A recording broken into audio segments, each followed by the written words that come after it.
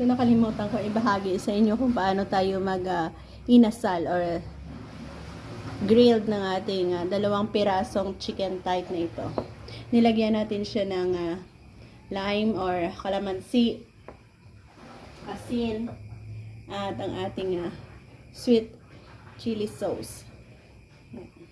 Lagyan pa natin siya ng soy sauce at ilaga natin saglit. Tsaka natin ihawin.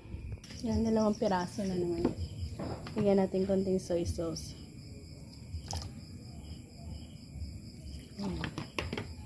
Tsaka pakuluan natin saglit. Pakuluan natin muna saglit yan.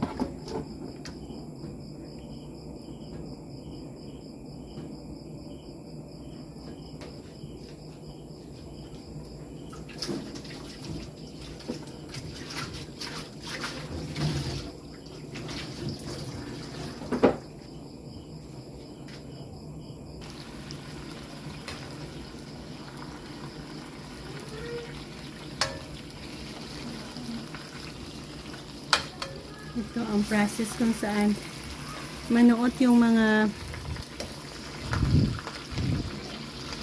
minarinate natin.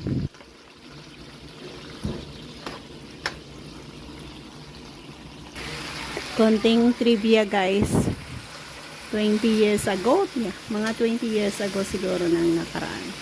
Ito yung business namin, inasal.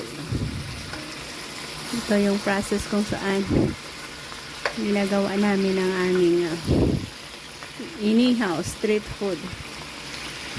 So, pero madamihan siya.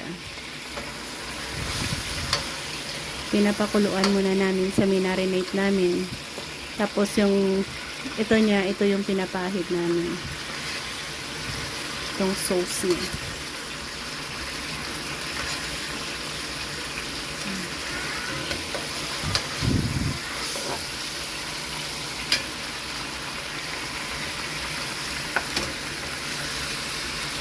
Ayan.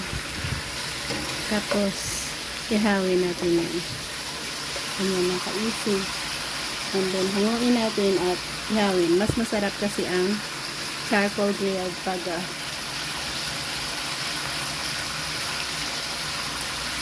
niluto natin. Hindi siya totally naluto ha. Pero pinanuot lang natin yung nilagay natin or ang ating balik natin ito at iihawin na natin yan.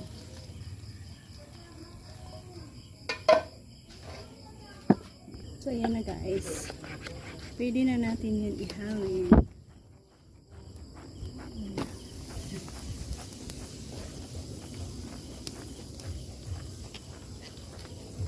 Hindi pa yung bahid nito. Ano dahil? Saging. Saging. Yan. Mabango. Masarap. Wow. Perfect ang ating pagkadaha.